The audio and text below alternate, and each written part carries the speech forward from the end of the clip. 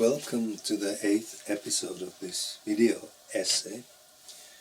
In this episode I will tackle the question, what in sciences and the world of scientists is the thing that makes it the best candidate to counteract in a positive way the confusion and discord that seems to be at the very core of modern democracies. Firstly, I would like to make the following very clear to all of you. As useful as it was to point out that the opposition of logos and the confusion and discord it places at the center of modern democracies, this approach does not help us that much when we try to understand the positive uniqueness of sciences and or the world of scientists. The approach of focusing in logos and its opposition was useful in understanding more about the inner destructiveness hiding behind the everydayness of modern democracies. But now when it comes to the sciences, focusing the approach of logos and its opposition produces more meager results of understanding. The only thing that we can say about sciences in relation to pseudosciences is the fact that whereas the latter only brings forth the heap of being muddled, of being led to confusion and societal disarray that follows it, sciences at their best offer the fulfillment of being in the clear of something coming together. If this all sounds a bit too highbrow to you, let me bring this to a more concrete expression. What I'm actually talking about here, when I talk about sciences, are just plain and simple eureka moments that hit you when you either have scientific insight or share them with your audience.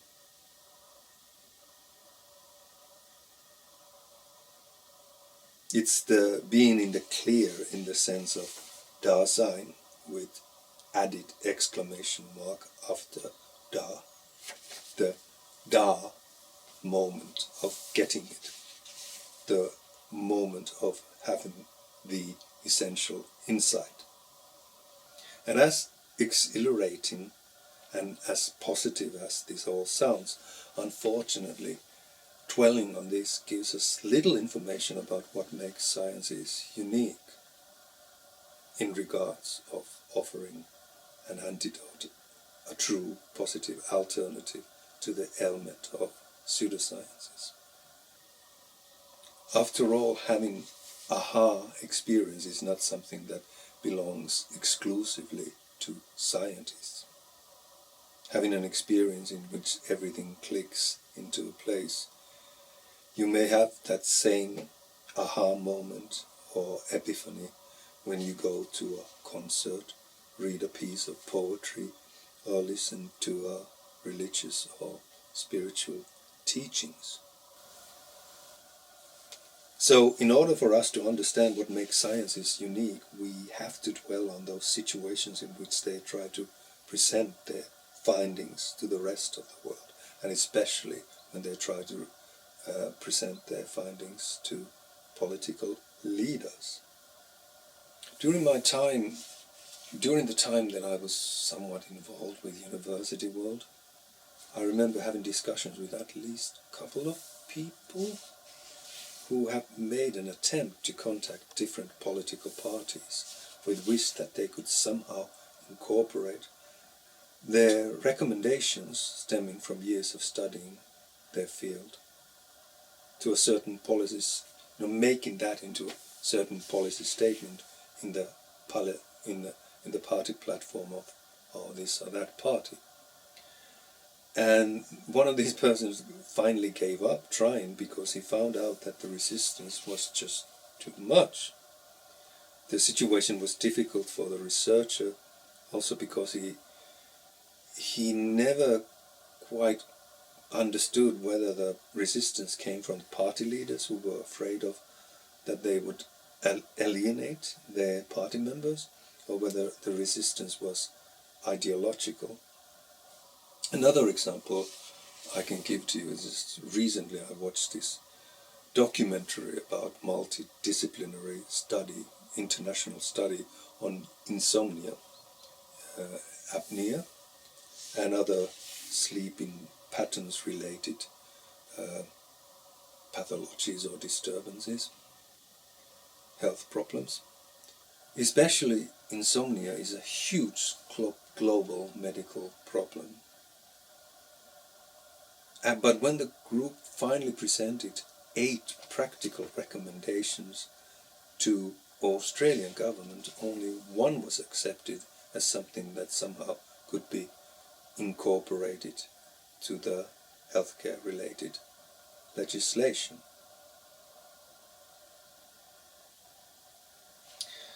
The focus here is that, what I want you to focus here is that, why do scientists see these situations in which they try to recommend something for political decision makers with such frustration? For them, there is this huge discrepancy. On the other hand, the placidness and we don't really care when they present their case to the politicians. And yet, on the other hand, they have this firm belief in the validity of their own scientific findings. So there is this gap between these two perceptions. So in order for us to grasp the uniqueness of sciences, we have to understand what is behind the scientist assuredness, the firm belief that they have. Firstly, if there is grounds for this firm belief, it comes from the validity of the methods used to come to these scientific conclusions. The scientists and their research group have made their research findings public, so that the rest of the scientific community could give critical analysis, for example, of the methods or the methodological starting points of the research. If the rest of the research community does not see huge amounts of problems in the premises of the methods of the research, that itself fortifies the validity of their research. Another thing that further strengthens the research group's belief in the validity of their work is how the experiments and results connect to a more general theoretical framework.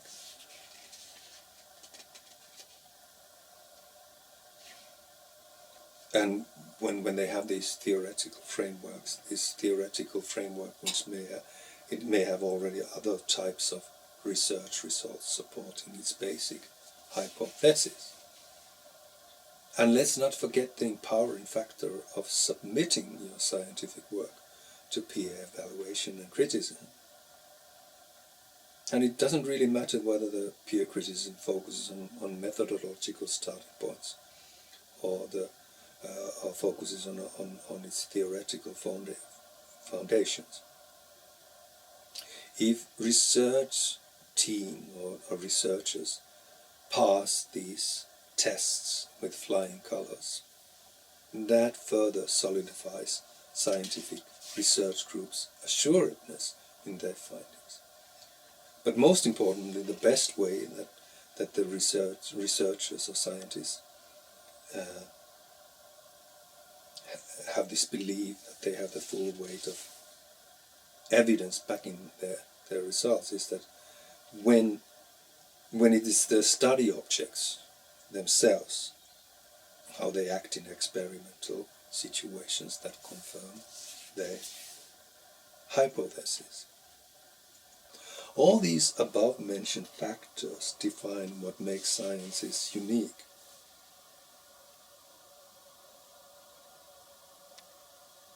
In the group of different kinds of language games or social settings which bring together in an aha moment or heroic moment,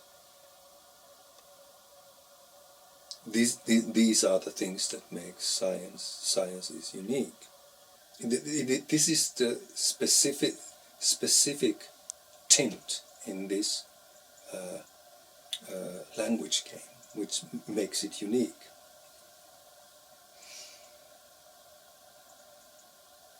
Amongst other language games that are based on these aha moments. Now for argument's sake, let's just think of how different this is compared to some other language games. We could, for instance, think about poetry. Poetry, like science, is capable of bringing something together at the fringes of language. But the fact is, poetry can never boast of having these poetic attempts being supported by a network of different factors that are completely unique to science. Or could you think of poetry that supports its outcomes or propositions with support from how the study subjects are, support from the validity of the methods used in the poetry writing, support from the bigger theoretical context of creative writing, support from peer evaluation that is based on critical evaluation of methodological and theoretical starting point. So in conclusion, if we can say that sciences and the sciences possess that X factor that makes it ideal to counteract destructive forces at work in the core of our present-day democracies, it is exactly these traits. Support from how the study objects actually are, act or behave. Support that stems from the critical evaluation that is done by the peers. And support that stems from the perceived validity of methods and the perceived sturdiness or reliability of the theoretical stance that informs the research. But in addition to these, there is also another factor in sciences and in the world of scientists that makes it ideal to act as an antidote against the forces of chaos, strife and discord that seem to be at the most fundamental levels of democratic discourse. But these factors can only be seen or made visible if you compare to what sciences can offer, to what modern political ideologies can offer. And I also include in these ideologies the pseudosciences of communism and fascism. What I'm talking about here is that scientific knowledge has natural aversion towards sticking with any kind of dogma or of grand vision.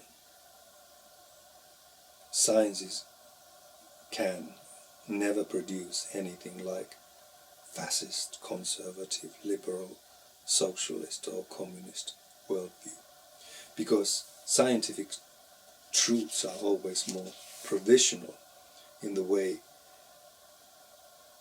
that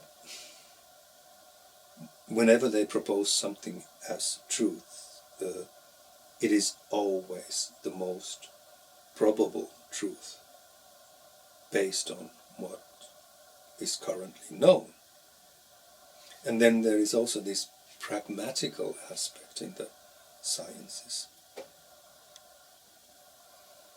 because they have no difficulty in losing interest or putting aside established theoretical frameworks if the new evidence shows otherwise.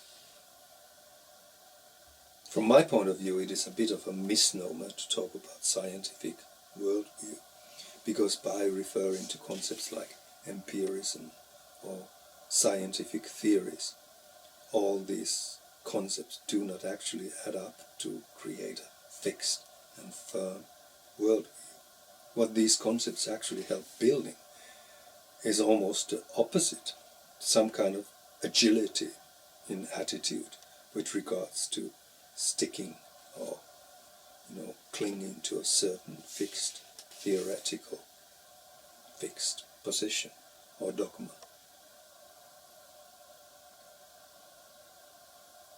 Out of all the characteristics of sciences, I think this factor of aversion towards any kind of dogma or grand vision is probably the one that gets the most under the skin of any kind of ideologies or the above mentioned pseudosciences. And why is that? Well, just think of fascism.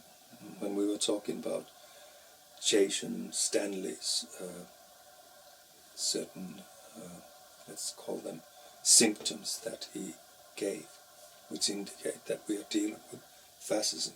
One of the things that he specifically mentioned, is that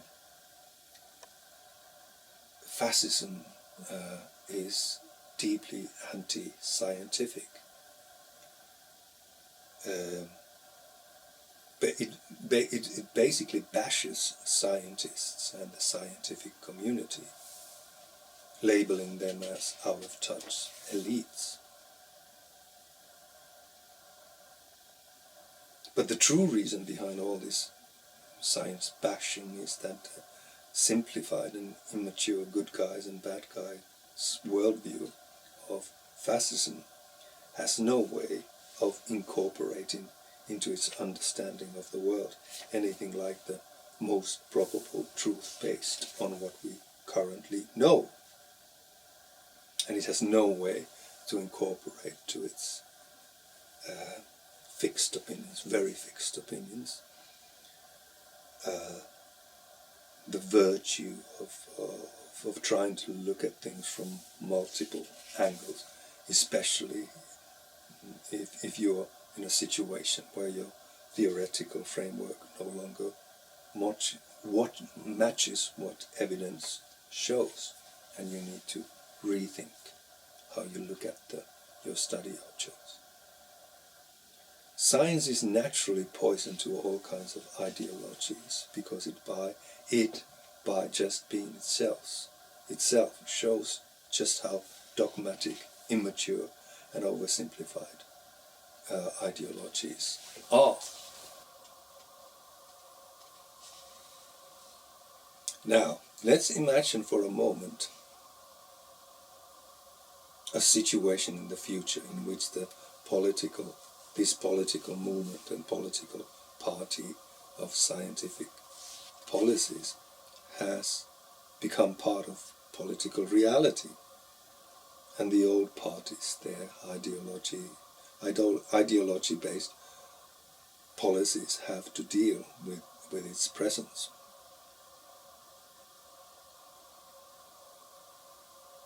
If this new political movement is there, for instance, televised political debates become brutal.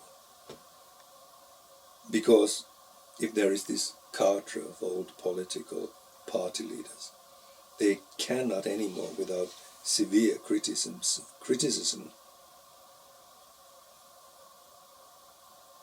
put out there to the public their more or less vague ideological suggestions of if we do this and this or that, this or that, how things would get better.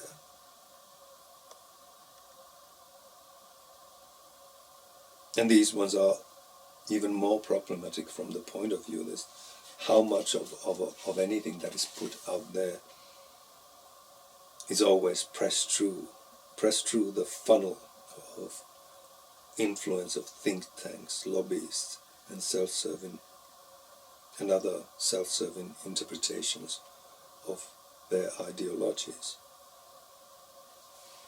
All this will be called into question by the political leaders of this new party, who can boast that all the policy statements in their party platform are being based solely on consensus relating to certain scientific evidence. There will also be questions like, for these old party leaders, you base your argument of arguing for certain policies on this or that ideology-based assumption. Is there actually any scientific evidence supporting this? Or they can even go as far as saying your ideology is based on an assumption of an anthropology, a collection of certain unfounded assumptions about the human nature.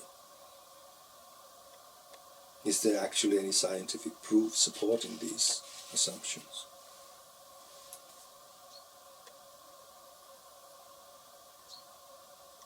In short, in the future, the political showmanship of putting on display different types of ideological arguments won't work that well anymore, because any exaggeration, assumption, distortion is called into question on the basis of where is the scientific evidence.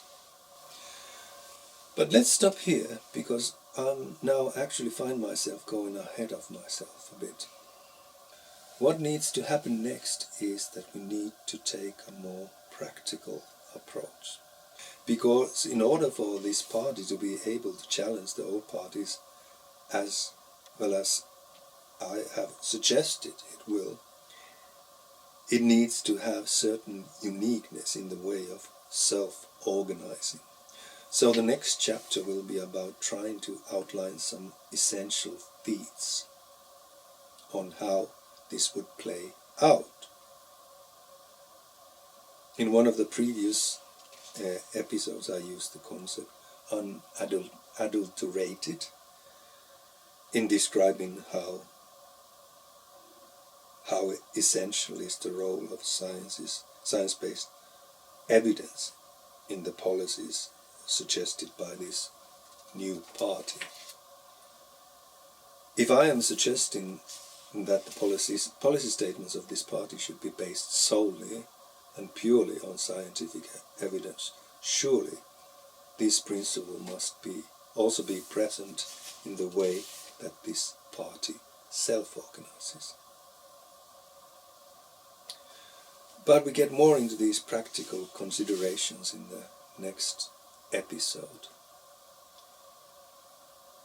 For now, once again, if you like my presentation, my essay, and want to support me to do other essays like this, please press subscribe button and or like button. Both of them help me continue to do what I do. For now, I hope you have a wonderful day wherever you are in the world, and I see you in the next episode.